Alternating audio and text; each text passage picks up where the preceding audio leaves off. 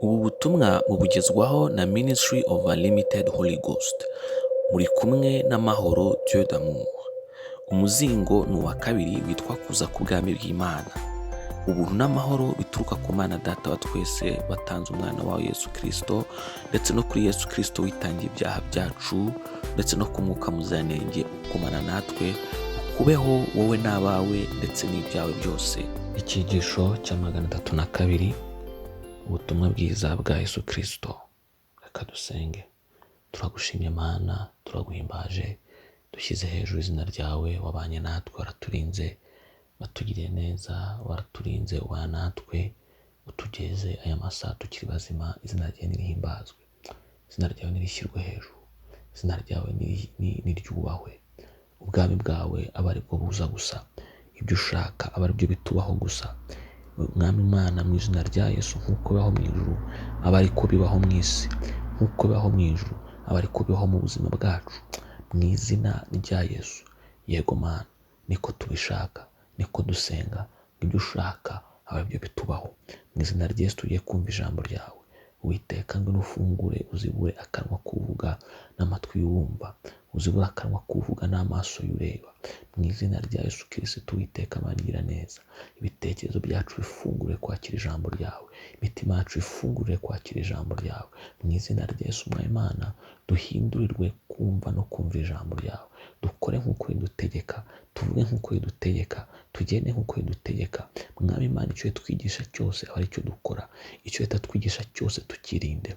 Mwami Imana, turakwinginga cyane ngo uduhe kugenda nk'uko ushaka, kuvuga nk'uko ushaka, gutekereza nk'uko ushaka, kureba nk'uko ushaka. Mu izina rya Yesu Kristo, ibiturimo byose bitaguturutsemo turabyamagana, ibitaturimo byose byaguturutsemo turasenga ngo bitwinjiremo kandi bifate umwanya uhoraho mu buzima bwacu.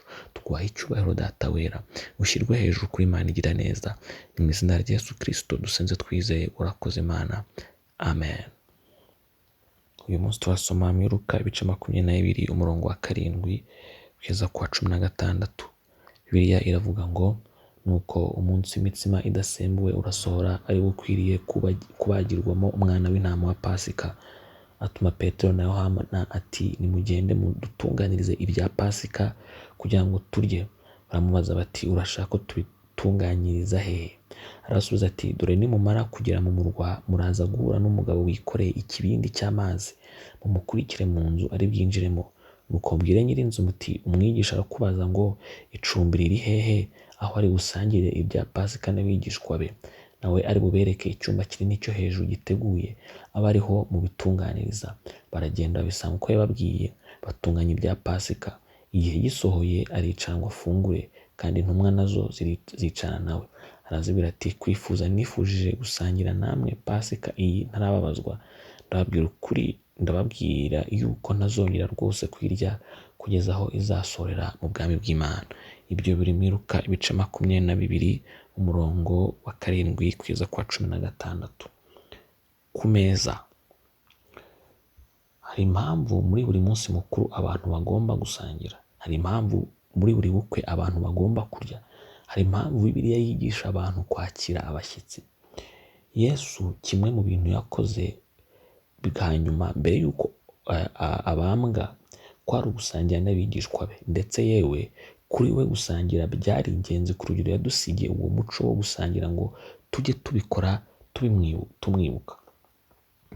Wari umuco ukomeye ku buryo n'abakristo ba mbere bakundaga gusangira ibyabo mu ngo zabo, bakamanyagura imitsima nk'uko Yesu yabikoraga. Mu Byakozwe n'Intumwa ibice 2 umurongo wa 46 kugeza ku 47, Bibiliya iravuga ngo, kandi iminsi yose bakomezaga kujya mu rusengero n'umutima uhuye n'iwabo, bakamanyagura umutsima bakarya bishimiye, bafite imitima itishama, bahimbaza Imana, bashimwa n'abantu bose, kandi uko bukeye Umwami Imana ikabongerera abakizwa. Ibyo rero mu Byakozwe n'Intumwa ibice 2 umurongo wa 46 kugeza ku 47. Gusangira ku meza amwe ni kimwe mu bintu bizana kureshya mu bantu, kuko bivuze ko kuri buri muntu ko buri muntu wese arira ku meza amwe kandi bagasangira ibiryo bimwe. Waba uri umukire cyangwa uri umukene, imbata cyangwa shebuja, umwigishwa n'umwigisha, umukiranutsi n'umunyabyaha, Imana n'umuntu, abo bose iyo bahuriye ku meza amwe basangira ibiryo bimwe, basangira ibiryo bisa. Gusangira ku meza amwe bireshyeshya abantu. Gusangira ni uburyo bwo kureshyeshya abantu kuko bicisha bugufi abakomeye, hanyuma bikazamura aboroheje mu gusangira hamwe.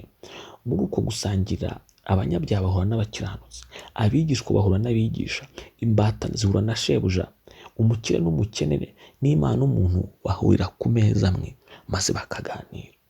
Ibuka Zakayo ko yakirijwe ku meza ubwo yakiraga Kristo. Ibuka Mariya Magadalena ko nawe yariho yakirijwe. Ibuka ko wa mupfakazi w'i Sarefati yaherewe ibimutunga mu gusangira na Eliya. Ibuka ko na Sara yaziburiwe inda ku meza ubwo Aburahamu yari kumwe n'Imana ku meza.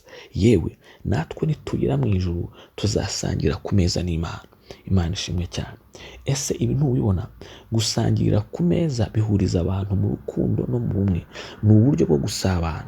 Niyo mpamvu tubona ko abigishwa mu gukomeza kubikora, urukundo hagati yabo rwiyongereye ku rugero abantu bafataga ibyabo bakabigurisha kugira ngo bisaranganywe bagenzi babo bakennye. Urukundo rwubakirwa mu gusangira. Nayo umuntu uzakubeshya.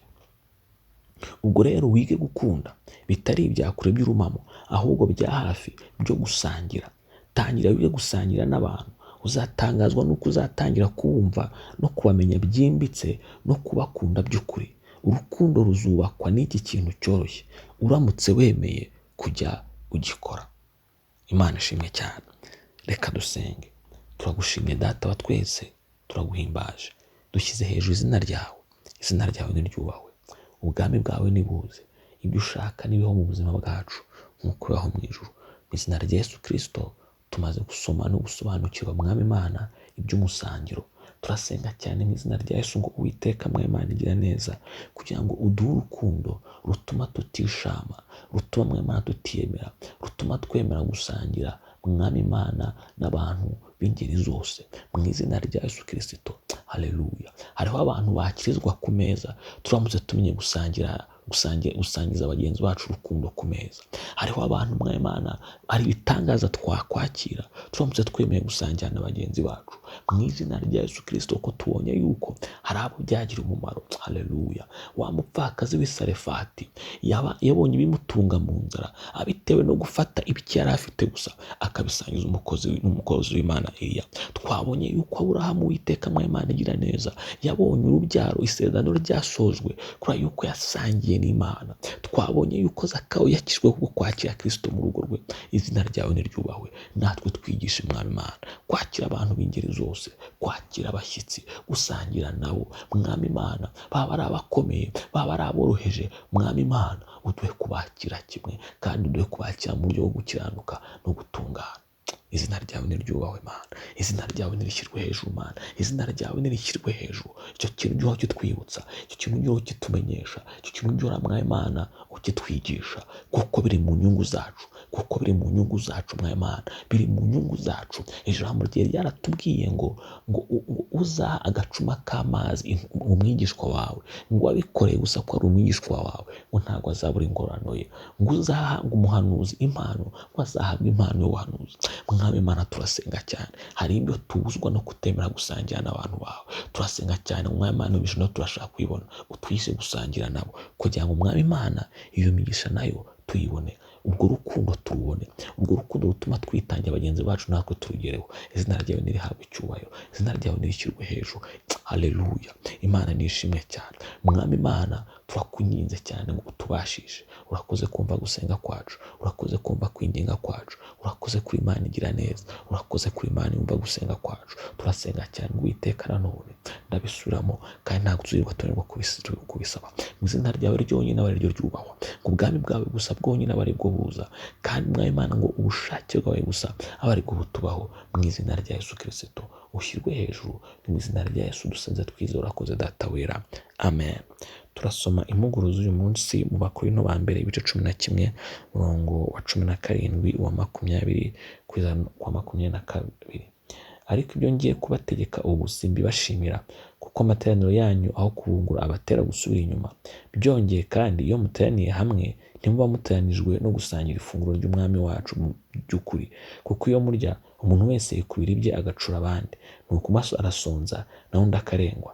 Mbese ye ntimufite ingo zanyu ngo bari zo muriramo no kunyweramo, mugahisha mutyo itorero ry'Imana mugakoza isoni abakene?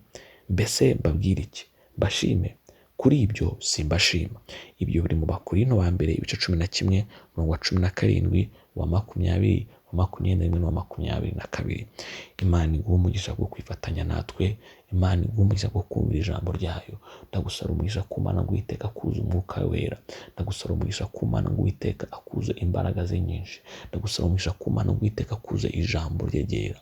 Mu izina rya Yesu Kristo, Uwiteka akuze urukundo, Uwiteka akuze kwihangana, Uwiteka akuze guca bugufi, Uwiteka akuzuze ubunyangamugayo. Mu izina rya Yesu Kristo ndasenga cyane Uwiteka akuze kwizera.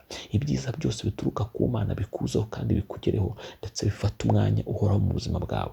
Ibi kurimo byose, byaba byiza byaba bibi, bitaraturutse ku Mana, byose bikuvanwemo mu izina rya Yesu Kristo. Ahabyo ntihongeye kugaragara mu izina rya Yesu Kristo. Uwiteka aguha umugisha, Uwiteka abane nawe, kuko kwiza kukubeho, Uwiteka akurebeho, akurebe neza, kandi imbaraga z'Imana zikomeze kugutwikira. Mu izina rya Yesu Kristo, Imana iguha umugisha. Amen. Ushobora kudusura kuri urubuga rwa Facebook cyangwa rwa YouTube ugasangiza inshuti n'umuryango wawe ijambo ry'Imana. Buri munsi haba hari icyigisho. Soma kandi wumve buri munsi ijambo ry'Imana bidashidikanywaho, urabona uko kw'Imana mu buzima bwawe. Yesu aguha umugisha kubwo kubana natwe.